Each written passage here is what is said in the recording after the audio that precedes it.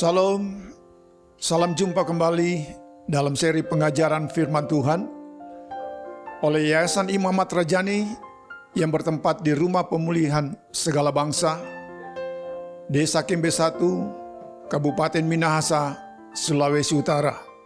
Saudaraku, pada kali ini kita akan belajar akan kebenaran firman Tuhan dan saya memberikan tema, Sudahkah Anda menerima Roh Kudus?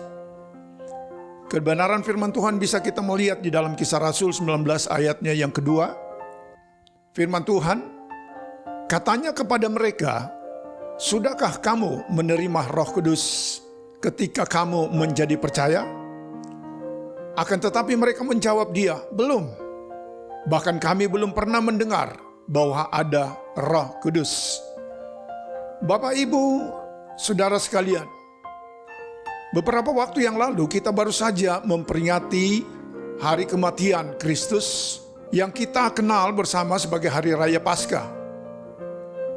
Dan dilanjutkan dengan perayaan Hari Raya Kebangkitan Yesus Kristus dari kematian. Dan pada hari Kamis yang baru lalu tanggal 26 Mei 2022 yang lalu, kita bersama baru saja memperingati Hari Raya Kenaikan Yesus Kristus ke sorga.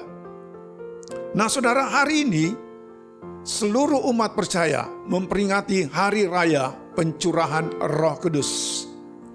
Roh Kudus yang adalah pribadi Tuhan sendiri dalam konsep Tritunggal telah dijanjikan Tuhan sebelum Allah yang adalah firman itu sendiri berinkarnasi jadi manusia. Jauh sebelum firman berinkarnasi jadi manusia, Allah telah menjanjikan pribadinya yang ketiga ini, yakni Roh Kudus, untuk menjadi penolong, pemimpin, penghibur, bahkan menjadi teman yang setia bagi umat yang percaya kepada Tuhan. Roh Kudus ini yang akan menuntun umat percaya agar selalu hidup selaras atau sejalan dengan rencana dan kehendak Tuhan. Nah, Bapak, Ibu, saudara sekalian, dalam Kejadian 12 ayat 3, kita akan membacanya. Firman Tuhan Allah berkata, Aku akan memberkati orang-orang yang memberkati engkau, dan mengutuk orang-orang yang mengutuk engkau. Dan olehmu, semua kaum di muka bumi akan mendapat berkat. Dan kita lihat lagi di dalam Galatia pasal yang ketiga ayat yang ke-14. Yesus Kristus telah membuat ini supaya di dalam Dia berkat Abraham sampai kepada bangsa-bangsa lain, sehingga oleh iman kita menerima roh yang telah dijanjikan itu. Hal ini memberitahukan dan mengajarkan kepada kita bahwa Roh Kudus telah dijanjikan lebih kurang 2000 tahun yang lalu sebelum Yesus. Bahkan juga jauh hari sebelum terangkat naik ke sorga, Yesus telah memberitahukan bahwa Roh Kudus akan datang. Mari kita lihat di dalam Yohanes 14 ayatnya yang ke-16 dan 17. Yohanes 14 ayat 16 berkata, Aku akan minta kepada Bapa dan Ia akan memberikan kepadamu seorang penolong yang lain, supaya Ia menyertai kamu selama-lamanya. Ayatnya yang ke-17, yaitu roh kebenaran. Dunia tidak dapat menerima Dia, sebab dunia tidak melihat Dia dan tidak mengenal Dia. Tetapi kamu mengenal Dia, sebab Ia menyertai kamu dan akan diam di dalam kamu. Selanjutnya saudara, kita membaca juga dalam Yohanes 16 ayatnya yang ke-7. Namun benar yang kukatakan ini kepadamu adalah lebih berguna bagi kamu jika aku pergi.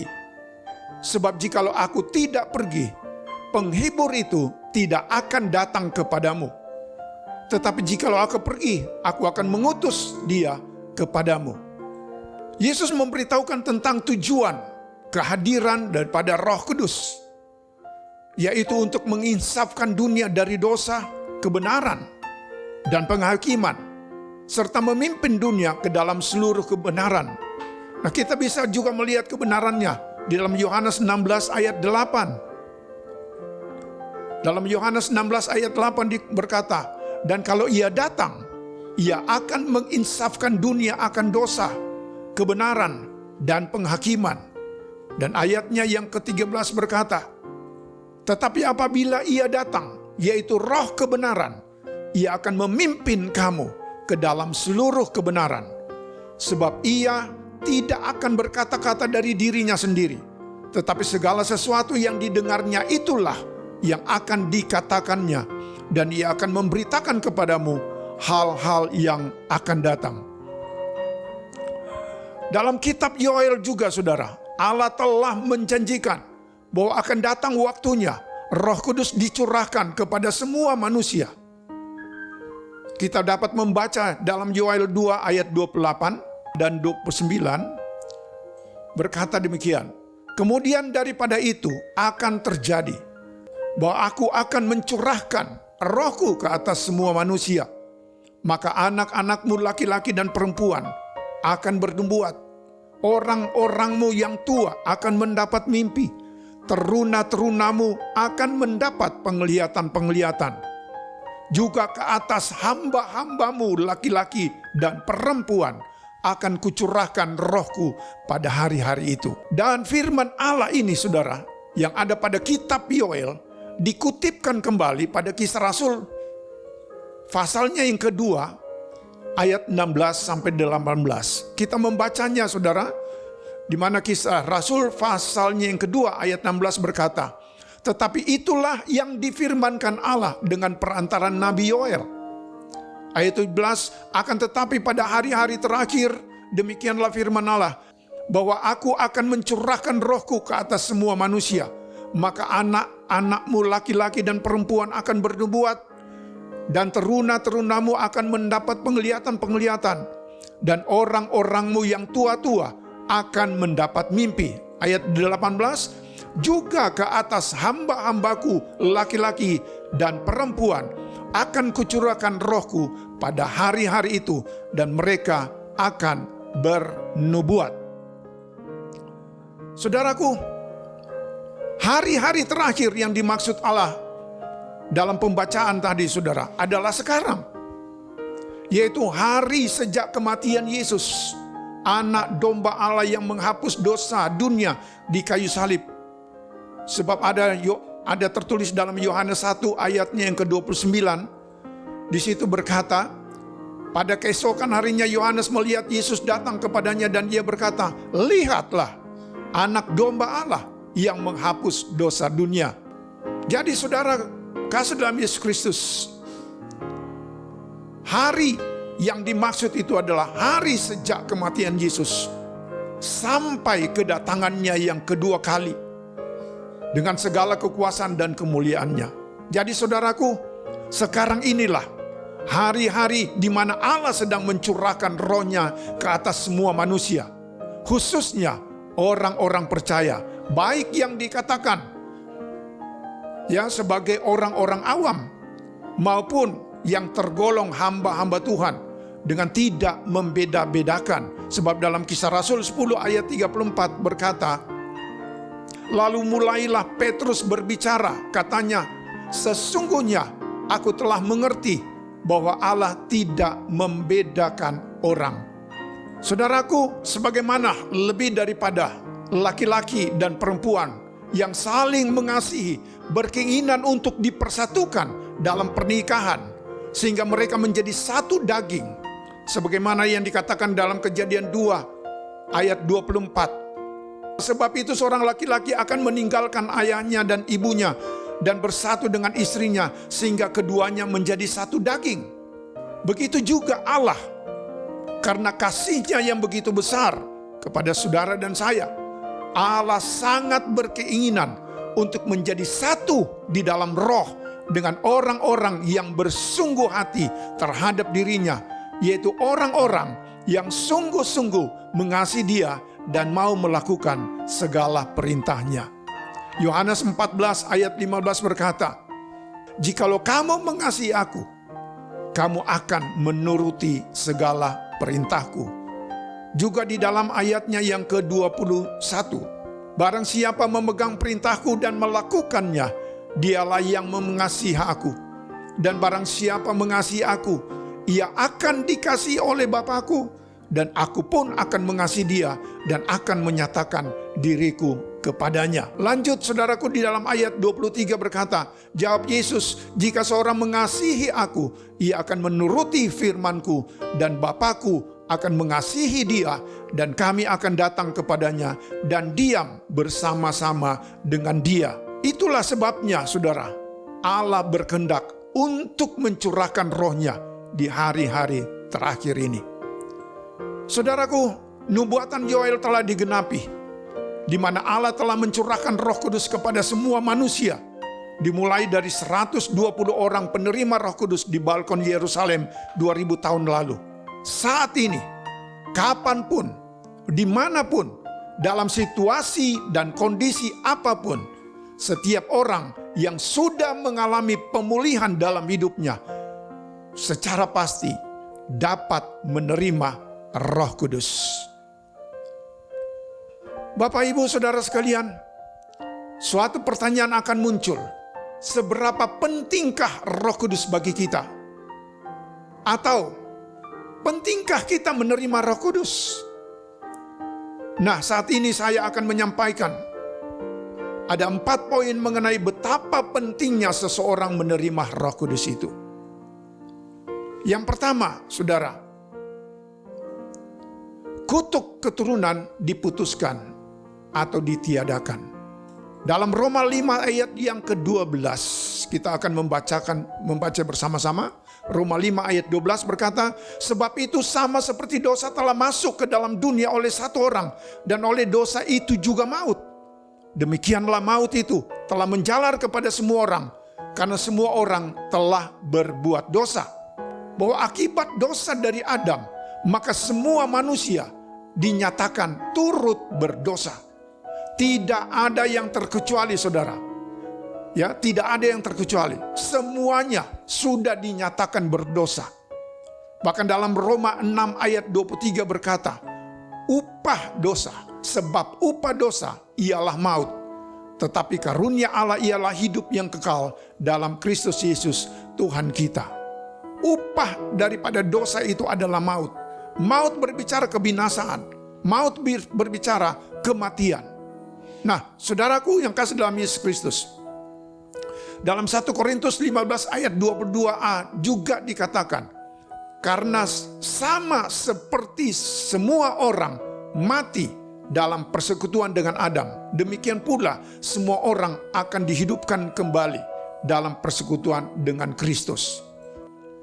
Jadi jelas sekali, saudara, ayat ini lebih memperjelas lagi bahwa kita semua yang terlahir dalam dunia ini ada dalam persekutuan dengan Adam dan dipastikan mati karena dosa yang mengikat kita.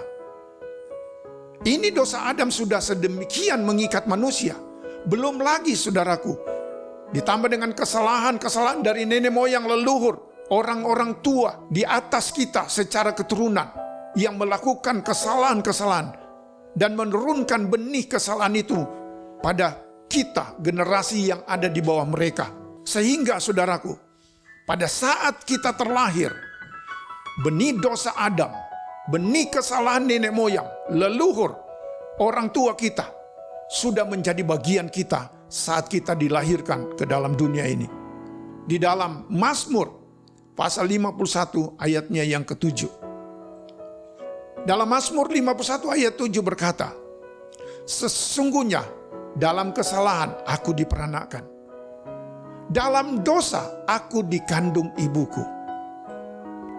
Ayat ini menyatakan bahwa semasi dalam kandungan, manusia sudah berdosa. Dan saat manusia itu dilahirkan, ia dilahirkan dalam kesalahan.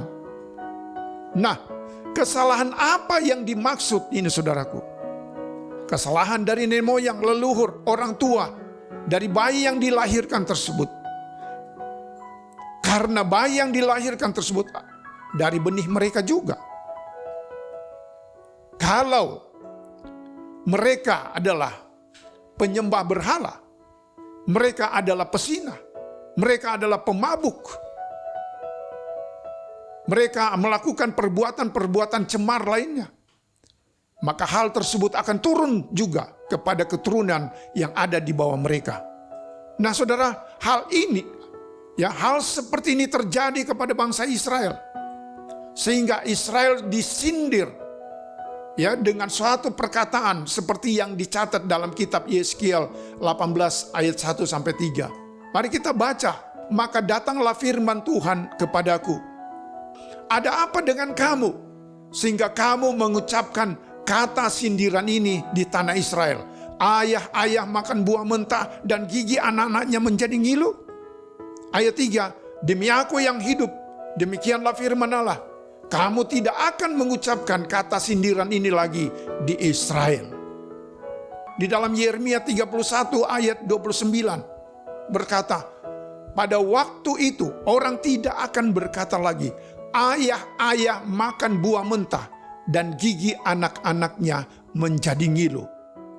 Kedua ayat ini saudaraku sangat jelas memberikan pengertian bahwa perbuatan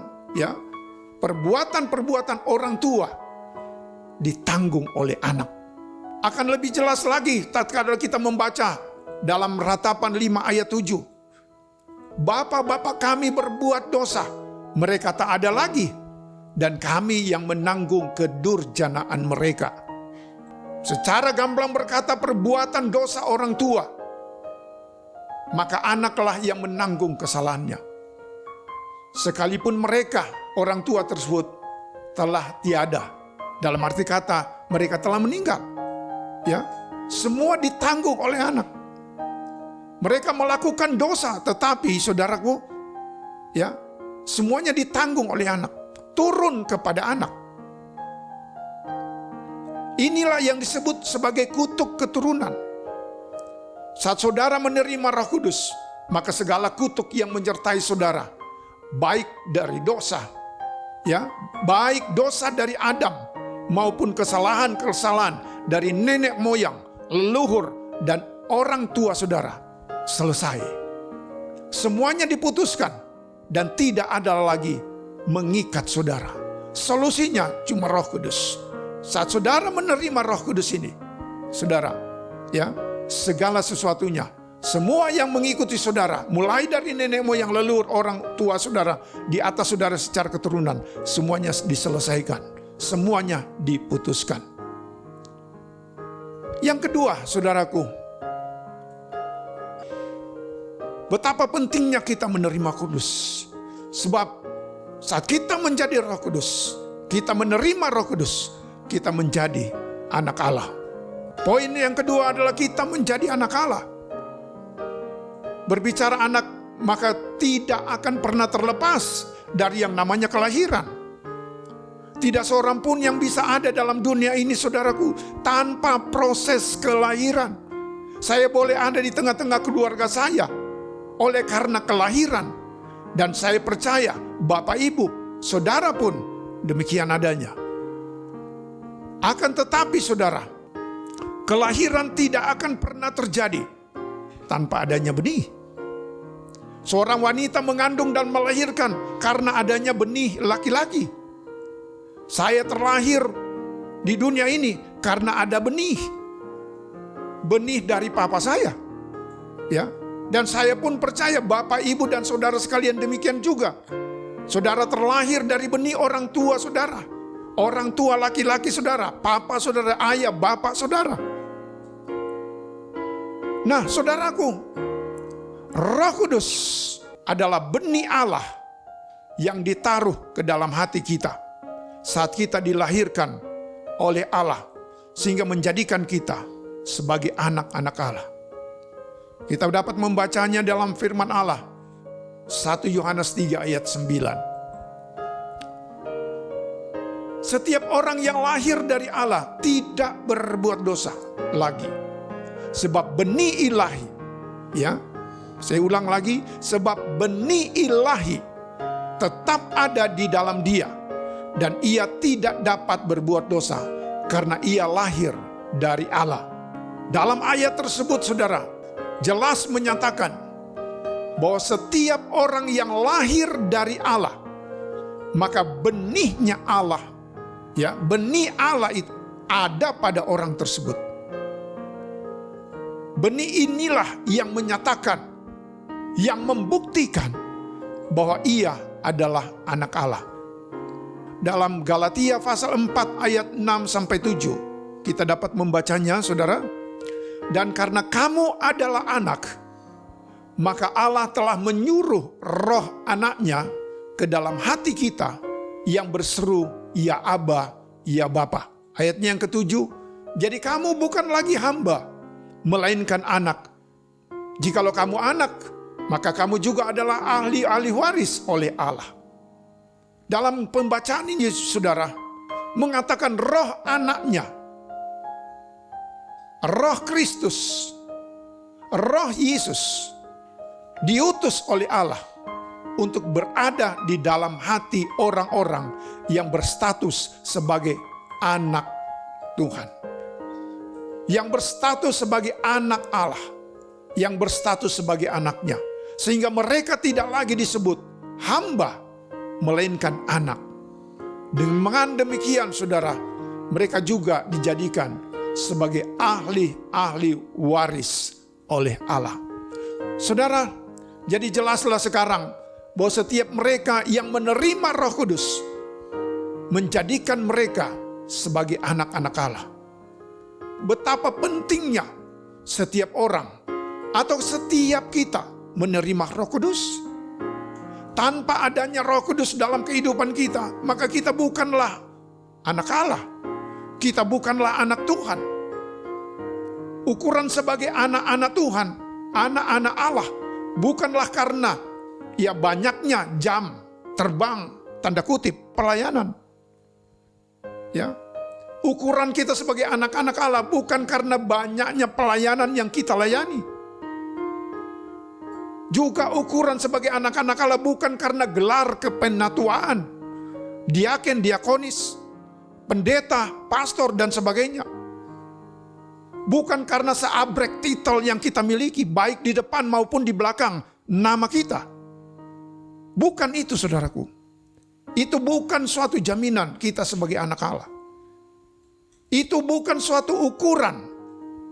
Tetapi, saudaraku, Roh Kudus yang ada di dalam kehidupan saudara dan saya, itulah yang akan menjadikan saudara dan saya menjadi anak-anak Allah. Sehingga, saudaraku, kita layak menyapa Dia, ya Aba, ya Bapa. Karena Allah itu adalah Bapa kita, Bapa saudara dan saya.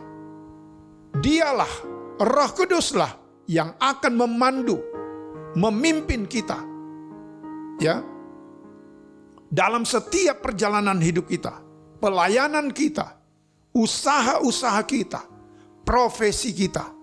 Dan jangan lupa, saudara, Roh Kudus yang adalah benih ilahi dalam hidup kita, sehingga menjadikan kita sebagai anak-anak Allah. Dan sebagai anak, maka kita juga adalah ahli waris. Maksudnya, saudaraku, orang-orang yang berhak menerima janji-janji Allah yang akan menerimanya bersama-sama dengan Kristus. Dalam Roma 8 ayat 14-17, firman Allah berkata, semua orang yang dipimpin Roh Allah adalah anak Allah. Sebab kamu tidak menerima roh perbudakan yang membuat kamu menjadi takut lagi. Tetapi kamu telah menerima roh yang menjadikan kamu anak Allah. Oleh roh itu kita berseru, ya Aba, ya Bapa. Roh itu akan bersaksi. Roh itu bersaksi bersama-sama dengan roh kita bahwa kita adalah anak-anak Allah. Ayat 17, dan jika kita adalah anak, maka kita juga adalah ahli waris. Maksudnya orang-orang yang berhak menerima janji-janji Allah yang akan menerimanya bersama-sama dengan Kristus. Yaitu jika kita menderita bersama-sama dengan Dia, supaya kita juga dipermuliakan bersama-sama dengan Dia. Saudaraku, poin yang ketiga, Di mana pentingnya kita menerima Roh Kudus. Saat kita menerima Roh Kudus, maka poin 3 itu terjadi pada diri saudara dan saya, yaitu kita jadi baitnya Tuhan. Kita jadi bait Allah. Dalam kamus bahasa Indonesia, kata bait adalah rumah. Dan kita tahu itu, saudara. Oleh karenanya setiap kita yang menerima Roh Kudus, di mana Roh Kudus tinggal di dalam kehidupan kita, maka kita adalah rumahnya Allah. Kita adalah baitnya Allah. Mari kita baca di dalam 1 Korintus 3 ayatnya yang ke-16. Tidak tahukah kamu bahwa kamu adalah bait Allah dan bahwa Roh Allah diam di dalam kamu? Jika ada orang yang membinasakan bait Allah, maka Allah akan membinasakan dia. Sebab bait Allah adalah kudus, dan bait Allah itu ialah kamu. Saudaraku, status Kristen kita tidaklah otomatis menjadikan kita sebagai bait Allah. Kekristenan bukanlah suatu jaminan yang menjadikan kita sebagai bait Allah. Banyak dari kita melihat sebagai bukti bahwa mengandung nama Kristen, menyandang nama Kristen, tidaklah menjamin menjadikan dia sebagai bait Allah. Kenapa, saudara? Banyak orang Kristen terlibat dalam pornografi, terlibat dalam porno aksi, kawin cerai, persinahan, narkotika dan obat terlarang, yaitu narkoba, penyembahan berhala, perjudian, pembunuhan, baik fisik maupun karakter, pemabuk, pecabul, mencuri atau korupsi, pemfitnah, penipu, dan lain-lain sebagainya. Yang dikatakan Rasul Paulus dalam 1 Korintus 6 ayat 9 sampai 10. Kita akan membacanya. Atau tidak tahukah kamu bahwa orang-orang yang tidak adil tidak akan mendapat bagian dalam kerajaan Allah? Janganlah sesat, orang cabul, penyembah berhala, orang bersinah, banci, orang pemburit, pencuri, orang kikir, pemabuk, pemfitnah, dan penipu tidak akan mendapat bagian dalam kerajaan Allah. Saudara, pada ayat yang ke-17 di dalam 1 Korintus pasal 3 tadi, saudara, di mana dikatakan jika ada orang yang membinasakan bait Allah, maka Allah akan membinasakan dia. Bapak, Ibu, saudara sekalian yang Tuhan kasihi, untuk menjelaskan ayat ini, saudara, saya mempunyai satu kesaksian yang saya akan saksikan kepada saudara. Di mana, saudara, suatu waktu saya mengenal seseorang, saya mengenal dekat sekali. Ada seseorang yang mempunyai masalah di dalam keluarga mereka. Dia mempunyai suatu masalah, saudara. Tetapi permasalahannya di sini adalah masalah yang terjadi dalam kehidupannya, dalam rumah tangganya. Dia tidak membawanya kepada Tuhan. Dia tidak berdoa. Dia tidak bergumul dan minta pertolongan daripada Tuhan. Dia tidak bertanya kepada Tuhan bagaimana memecahkan persoalan rumah tangganya. Tetapi persoalan ini, saudara, permasalahan dalam rumah tangganya, dia bawa dengan cara apa, saudara? Dia menenggak minuman keras. Dari pagi, siang, sore, malam harinya, dia menenggak terus minuman keras, saudara. Apa yang terjadi, saudaraku? Karena dia terus melakukan hari itu, hari demi hari dia lakukan itu, saudara. Sehingga mengakibatkan dia, satu waktu, saudara, dia masuk rumah sakit. Dia diopname di rumah sakit. Namun apa yang terjadi, saudara? Semua obat-obatan yang dimasukkan ke dalam tubuhnya tidak ada yang mempan, karena dia sudah keracunan dengan alkohol. Karena hari-harinya cuma dia isi dengan alkohol. Tubuh ini adalah bait Allah. Kita sudah membaca tadi dalam 1 Korintus 3 ayat 16 dan ayat 17. Mengatakan siapa yang membinasakan bait Allah, maka Allah akan membinasakan dia. Orang ini yang saya kenal ini, saudara, dengan sengaja menenggak minuman keras. Dia menenggak alkohol. Tanpa dia sadari, saudara, dia melakukan pembunuhan atas dirinya sendiri. Dia membinasakan dirinya sendiri yang adalah bait Allah. Sehingga apa yang terjadi, saudara? Orang ini meninggal dunia, tidak dapat tertolong lagi. Saya sampaikan ini adalah suatu kesaksian yang terjadi. Sebab pada waktu orang ini meninggal, dia meninggal di tangan saya. Karena saya pada waktu itu datang ke rumah sakit menjenguk dia. Saudaraku kasih dalam Yesus Kristus, mari kita menjaga tubuh kita ini, saudara. Alkitab menyatakan bahwa kita ini adalah bait Allah. Oleh sebab itu, saudaraku, mari kita menjaga bait Allah ini. Jangan kita mencemarkan bait Allah ini, saudara. Poin yang keempat, apabila kita menerima Roh Kudus, maka Roh Kudus ini akan termeterai dalam hidup kita sebagai meterai keselamatan. Poin yang keempat adalah meterai keselamatan. Kata meterai dalam Kamus Bahasa Indonesia, Kamus Besar Bahasa Indonesia mempunyai pengertian sebagai berikut, saudara. Meterai itu mempunyai pengertian cap, tera, segel, yang bergambar, yang tercantum pada kertas atau terukir atau terpatri pada kayu, besi, dan sebagainya. Bahkan binatang sekalipun, saudara. Ini tambahan dan saya. Bahkan binatang sekalipun. Saya masih ingat, saudara, saat dulu ya pernah, mungkin saudara juga pernah menonton film koboi, saudara. Ya, saya dulu pernah nonton film-film itu, ya, di mana, saudara, para koboi ini, saudara, dalam film itu sedang menggambar, ya, menggembalakan sapi yang begitu banyak jumlahnya. Yang menarik perhatian saya, saudara, pada waktu saya nonton film itu, saudara, adalah diperagakannya bagaimana cara menandai, ya, ternak-ternak itu, menandai sapi-sapi, ya, sapi-sapi muda mereka dengan suatu tanda khusus yang menandakan bahwa sapi tersebut adalah milik mereka.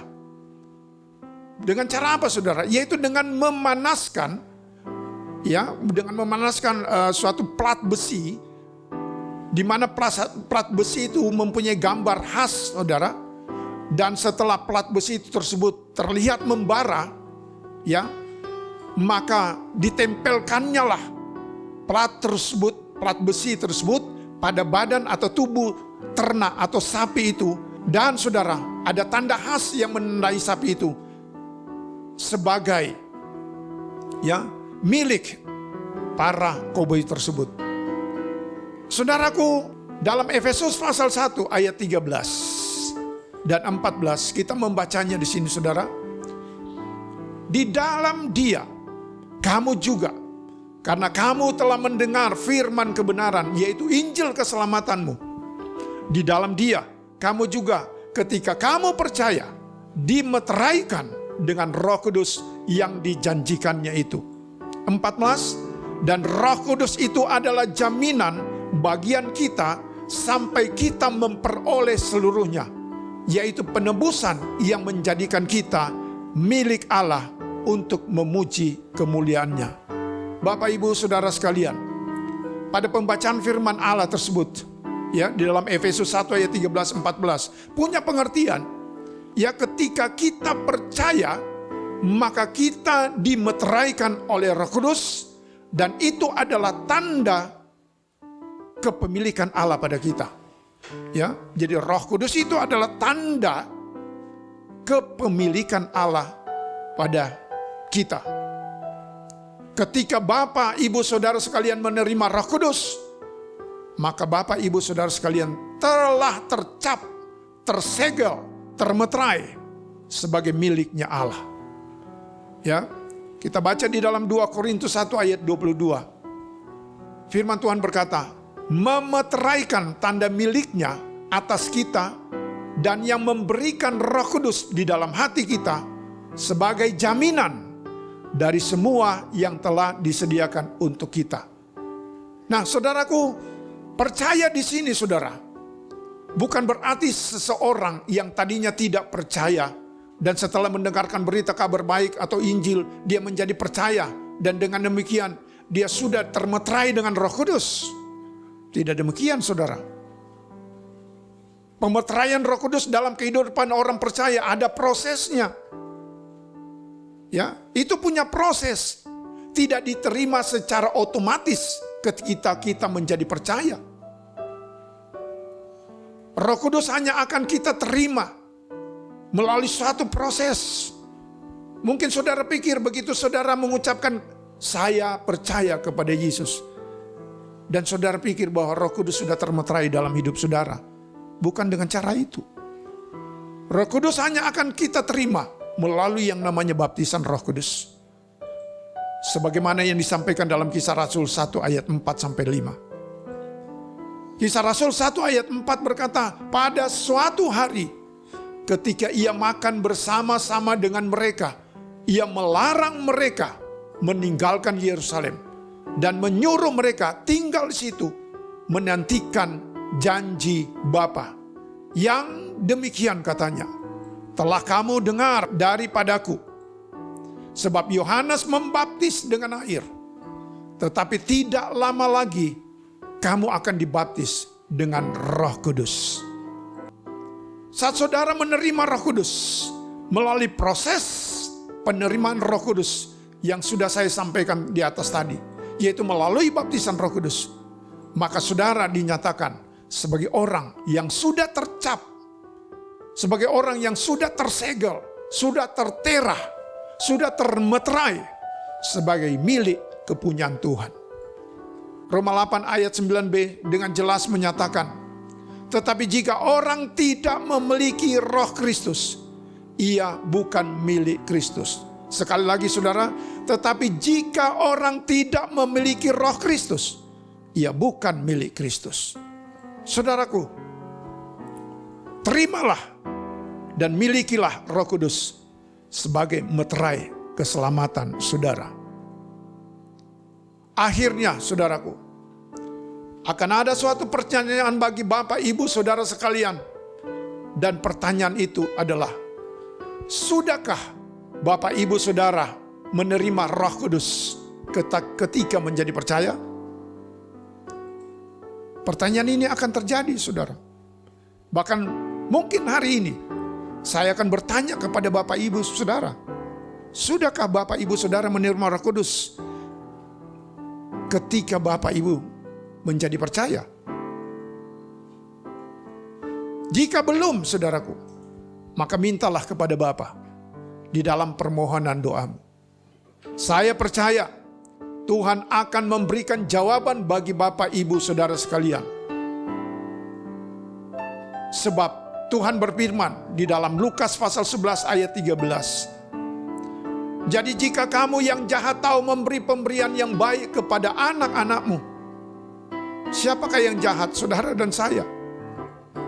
Kalau kita yang jahat ini saudara bisa memberikan pemberian-pemberian yang baik kepada anak-anak kita, apalagi Bapamu yang di sorga, apalagi Bapa kita yang di sorga. Ia akan memberikan Roh Kudus kepada mereka yang meminta kepadanya. Biarlah kebenaran firman ini senantiasa dapat menjadi pedoman di dalam kehidupan saudara, dan dapat saudara mengaplikasikannya di dalam kehidupan Bapak Ibu saudara sekalian. Tuhan Yesus memberkati. Allah Roh Kudus, penuhi kami. Ku rindu Kau selalu dalam hidupku.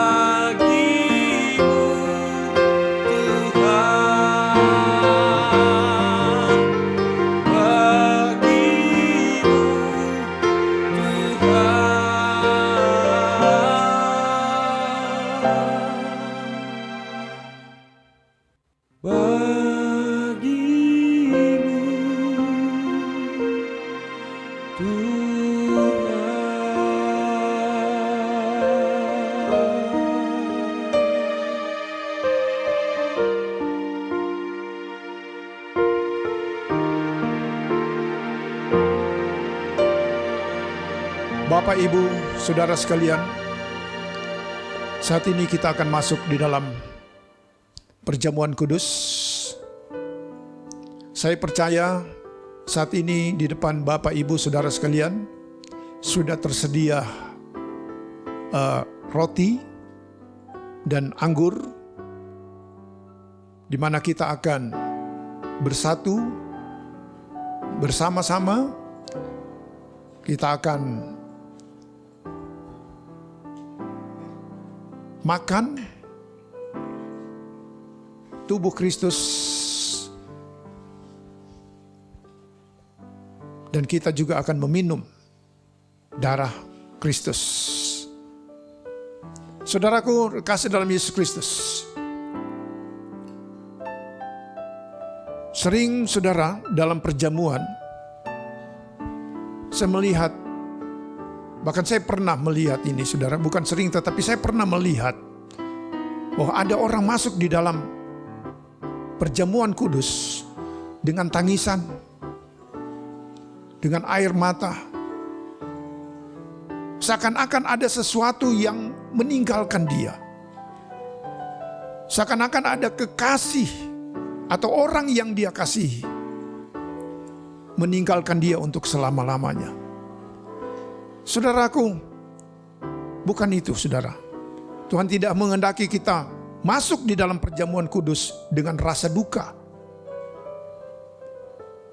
Tetapi saudaraku, Tuhan menginginkan kita untuk masuk di dalam perjamuan. Pada waktu kita masuk dalam perjamuan ini, kita masuk dengan sukacita.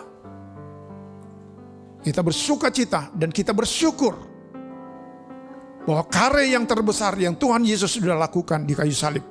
Dia sudah mati, tergantung di kayu salib, menggantikan saudara dan saya yang harusnya saudara dan saya yang mati. Tetapi dia menggantikan itu di kayu salib supaya saudara dan saya menerima kehidupan. Harusnya kita bersukacita dan kita bersyukur atas semuanya ini. Oleh sebab itu, hari ini saudara, dalam kita menyatu di dalam perjamuan kudus, sehidangan di dalam perjamuan kudus ini, mari kita mempersiapkan hati kita, pikiran kita, dan mari kita tertuju kepada Tuhan Yesus. Sebelum saya memulaikan perjamuan kudus ini, saya mengajak saudara-saudara sekalian, kita berdoa dan kita minta berkat daripada Tuhan, agar Tuhan memberkati roti dan anggur yang ada pada saudara dan yang ada pada saya ini. Saudara, mari saudara mengangkat di kedua tangan saudara, saudara memegang roti di tangan kanan saudara, dan saudara memegang anggur di tangan kiri saudara. Angkat kedua tangan saudara,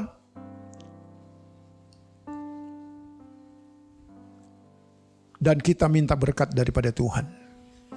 Bapa dalam surga, saat ini kami akan melakukan perjamuan kudus.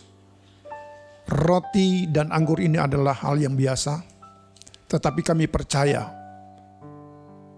pada saat kami memakan akan roti ini dan meminum anggur ini, kami percaya diubahkan Tuhan menjadi tubuh dan darah Yesus yang akan menyatu dengan tubuh dan darah kami. Biarlah turunlah berkat-Mu Tuhan atas roti dan anggur ini. Tuhan memberkati, dan kami percaya ada saat mujizat yang luar biasa yang akan terjadi bagi setiap pribadi kami yang sakit disembuhkan. Terima kasih Bapa dalam surga, di dalam nama Tuhan Yesus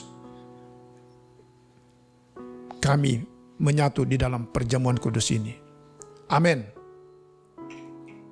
Saudaraku, mari saudara angkat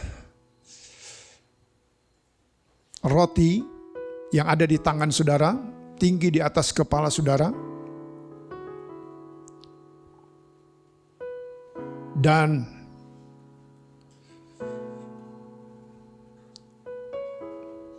apabila saya sebentar menyampaikan firman ini, kalau saudara percaya, saudara katakan amin. Bukankah roti yang kita pecah-pecahkan, yang saat ini ada di tangan kanan saudara dan saya, yang terangkat tinggi di atas kepala saudara dan saya, adalah persekutuan dengan tubuh Kristus? Amin. Kita makan bersama dengan penuh hormat di dalam nama Tuhan Yesus.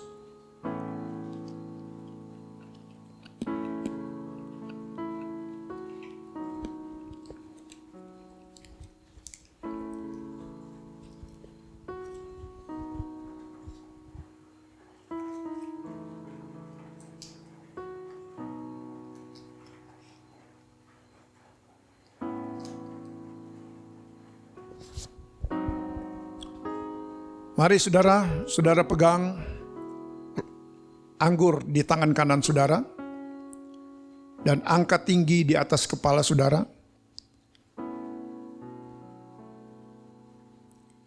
Dan firman yang akan saya sampaikan ini, kalau saudara percaya, saudara katakan amin. Dan kita akan meminumnya bersama-sama.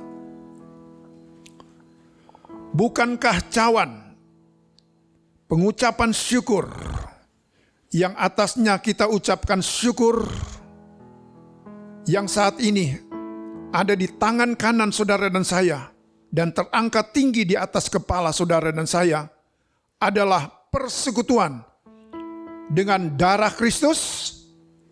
Amin. Kita minum bersama dengan penuh hormat di dalam nama Tuhan Yesus.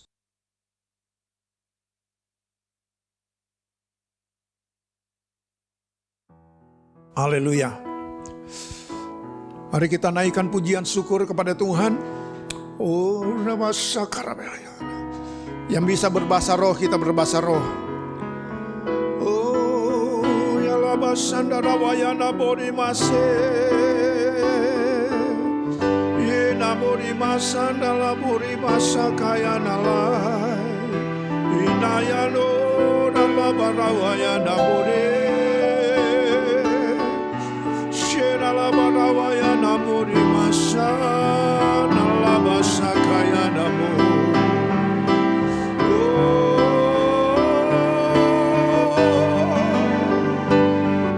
Nalabarawaya namuri masakaya namuri. Nalabarawaya nalabasakaya nu. Shanaluri masakaya nani.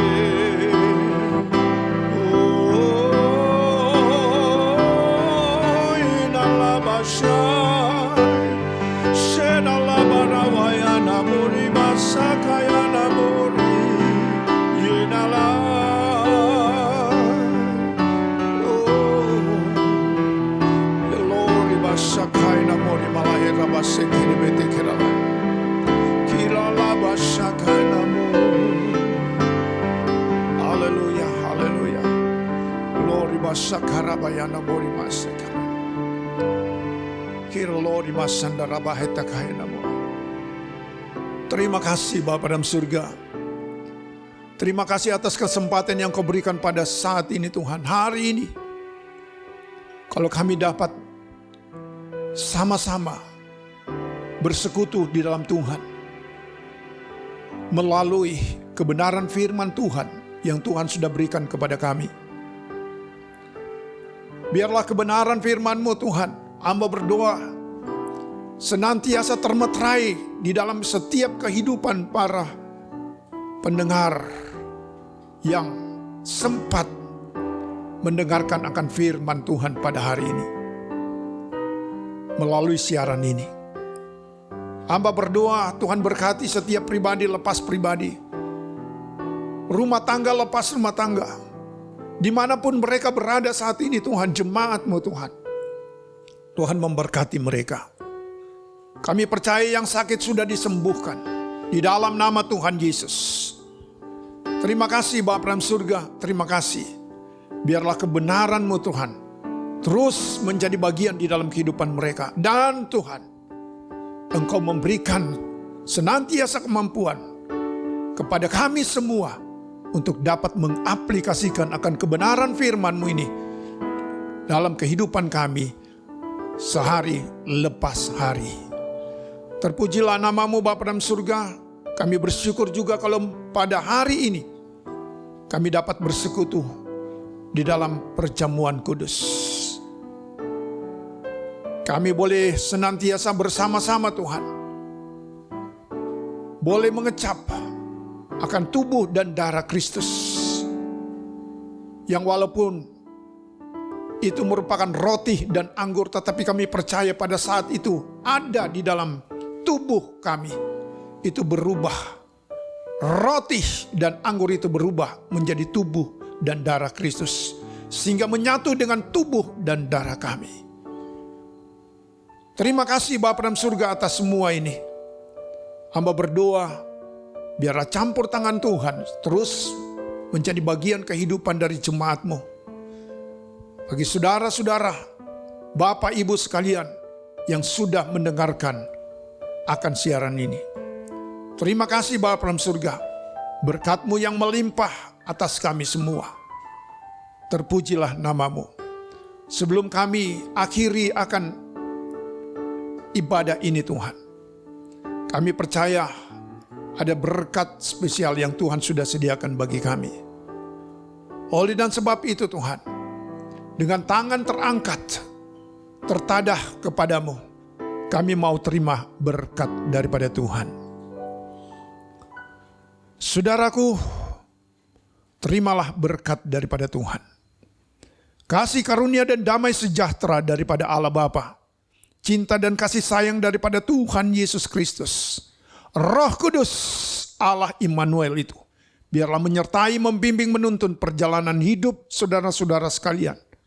Bukan hari ini saja, tetapi sampai reka fajar, Maranatha, Tuhan Yesus datang pada kali yang kedua, bahkan sampai selama-lamanya. Terimalah berkat ini di dalam nama Tuhan Yesus Kristus. Semua kita yang sudah menerima berkat, sama-sama kita katakan, amin. Tuhan Yesus memberkati.